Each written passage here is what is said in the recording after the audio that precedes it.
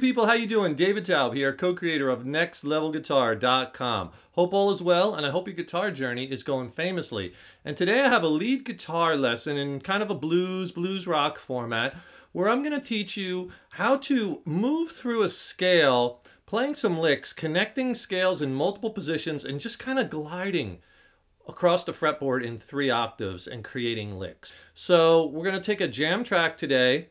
And I'm going to give you this track too, and I'll tell you how to get this exact same track so you can practice and have some application for this. That's so important to practice what you're learning over jam tracks so you have it in a musical context. So this track is in the key of A minor. It's basically a minor key blues, 1, 4, 5, 12 bar. The chords are A minor 7. It goes with D minor 7, the 4 chord. Then when it goes up to the 5, it goes E minor 7, D minor 7, A minor 7. Then the turnaround, E7 sharp 9. So a very standard kind of minor key blues. Always know the chords that you're playing over when you're soloing and improvising, right? It's not just about the key, because the chords really give you the full roadmap to what you can use solo and improvisation wise. Oh, and hey, if you got a second, please subscribe to the channel. You know, subscribing to the channel, that really helps us to keep bringing the content. Maybe leave a comment in the comment box below. Let us know what kind of lessons you would like to see coming up here on our channel. Let us know what you would like to learn. And if you like the lesson, click the like button. Let us know that you like it. Give it a thumbs up. We greatly appreciate it. Over this track in the key of A minor, and it has that minor 4 chord, 1, 4, 5, 12 bar minor key blues. You could solo over all the chords with A minor, pentatonic, and blues scales. And that's kind of what we're going to be working on. But just so you know, you can also use A natural minor over all the chords, A Aeolian mode, A pure minor, all the same. But you can use those over all the chords also. So what I want to show you today is how you can effortlessly be kind of sliding all over 2/3 of the guitar neck very easily and not necessarily just stuck in one position. And we're going to connect it and phrase our licks in a very bluesy kind of context, right? So let's, first of all, we'll take the scale, and I'll show you that, and then we'll start breaking it up, and I'll show you how I build these licks. Now, the scale we're going to use is it combines 3 box shape minor pentatonic positions, and I call it the expanded 1 minor pentatonic scale. So we're in the key of A minor. We want to play A minor pentatonic and blues. So if you were to play your basic box shape,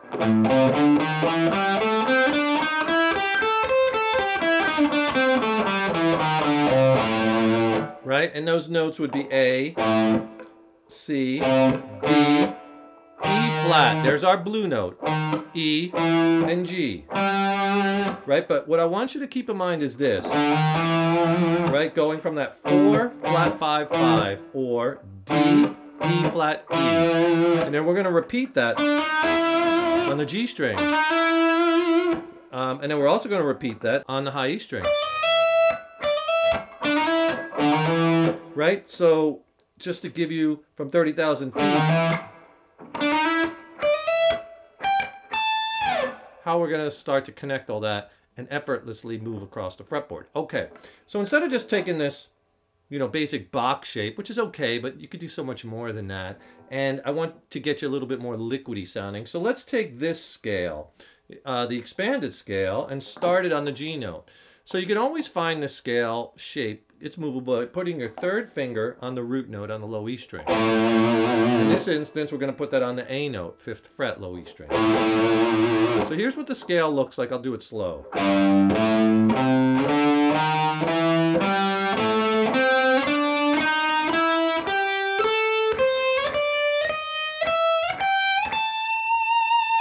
Right, and look at that. We go all the way up here to the 17th fret from the 3rd fret.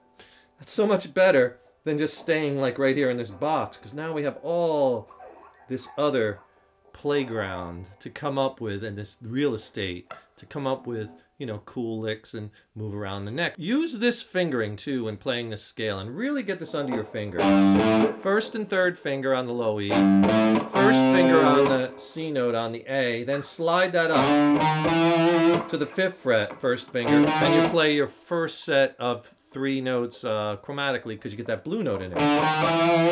So you get this. And then first and third finger on the D string on the 5th and 7th fret. So this is the first part. Now all we're going to do is we're going to repeat that same thing on the next set of strings, right? Doesn't it sound very much? It's just an octave higher. Next. Same finger, and then we repeat it again. We have to do a little bit more work on the high E string because we run out of strings to play, right? So here's the whole thing slow. And there's that movement I want you to key in on. Shift.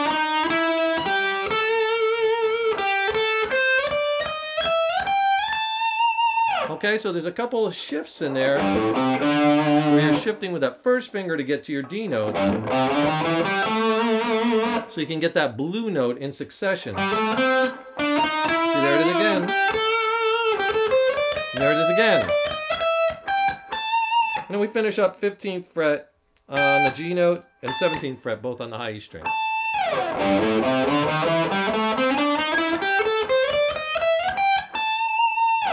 And now you have 3 octaves of real estate. And if you want to descend that,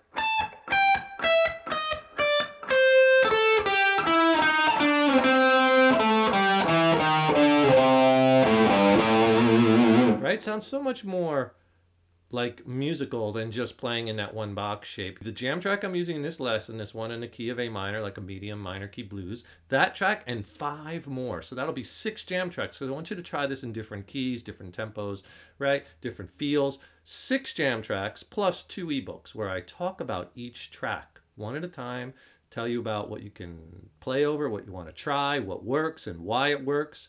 Kind of use it as a template, right, for your soloing strategies as you move along in your guitar journey. And I also show you all the scales diagrammed out, like this one and so many more on paper. So you get 6 jam tracks, 2 ebooks, all for free. Just click on that link below. So put on that track and just get your, feet wet with the scale. Just kind of add some vibrato, some bends. Back up. Play the notes more than once, just kind of get that musical feel going, right? And then try to start moving through that position.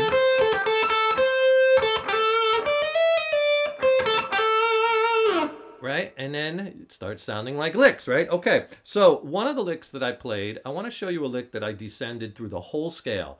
This is really cool. And remember the two key things. I told you first about the blue notes in succession. The other thing, obviously, is you want to know where the root notes are. In this case, A. And on my diagrams, if you check out my diagrams and ebooks, they're always shown with the black dots. Obviously, you have the 1A, low E string, 5th fret. You also have the A, the octave from that, 7th fret on the D string. You have the A up here. 10th fret on the B string, right? You also have the one up here, 17th fret high E, but let's just worry about these 3 in that one scale shape, right? Okay, so here's the lick that I played. I'll do it record tempo first.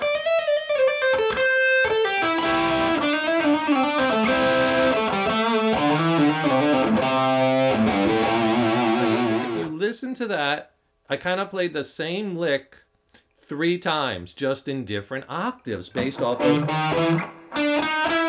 right? And that's gonna quickly get you to where you could start moving around. That's kind of why I designed this lesson, using these octaves to show you an easy way that you could move around. And then once you get that, then you could stop and vary the lick and add in some other things to change it. So let's break the lick down, and I'll show you some of the techniques I was using too. I was using hammer-ons and pull-offs. Get that first. That's all on the high E string. So I started on the D note, 10th fret, and then I hammered 11th and 12th. Then pull off 11, and 10. And then after you get back to 10, I hammered again to 11 and pulled off to 10. And then I slide it back to the 8th fret.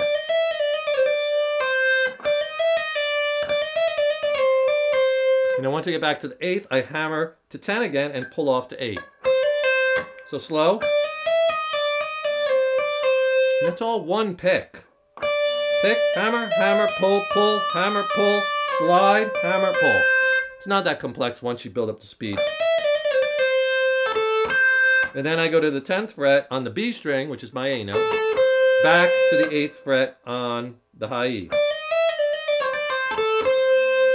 You could even bend that if you want to. That's a great note to bend, that C note. Then I pulled off 10 to 8 on the B, and I went to this great double stop. Double stop is just 2 notes played at once, but this is a good one because it's so useful in this position. First finger on that 8th fret B string, second finger on the 9th fret on that E note on the G string. Shake them a little bit. So here's a lick slow so far.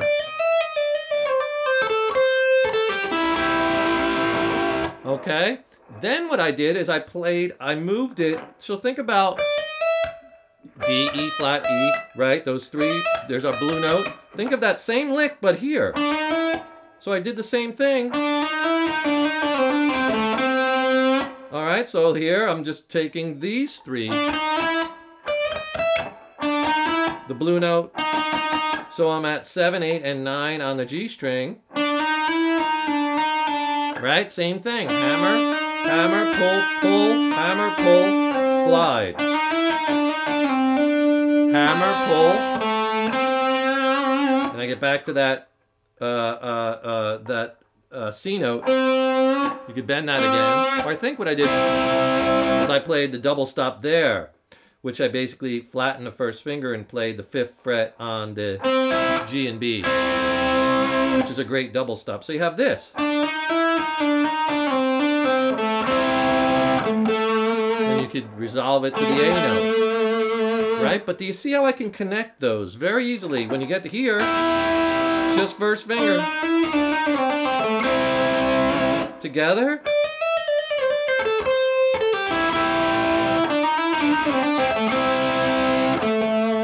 And then guess what? We're going to do the same thing again, but on those three notes, that chromatic movement, with the blue note being the 6th fret on the A string.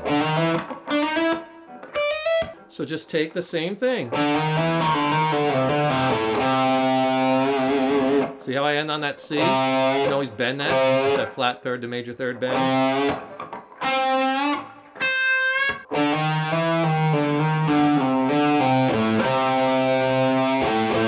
And then I end that lick on the A string, on the root, on the A note, which is the root note, low E string, 5th fret. Here's that part of the lick.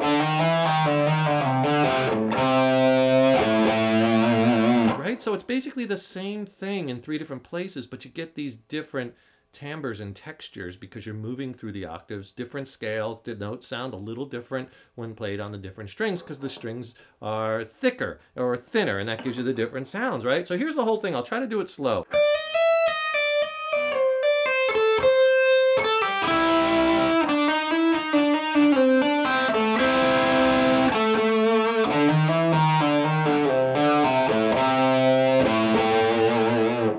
Right, and I played that lick over the 5 chord when it went to that E minor 7. So when I was done with the lick, it was turning around, so I just capped it off with the E 7 sharp 9 chord.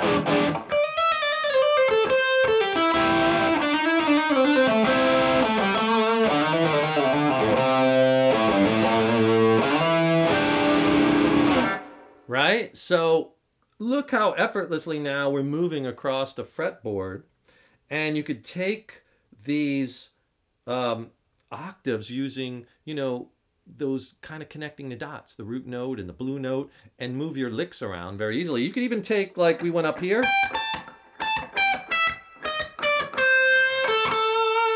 That's a cool little lick where I'm just descending right down. 17, 15, 12, 11, 10. There's that blue note. Bending when I get to the 8th C, resolving to the root note.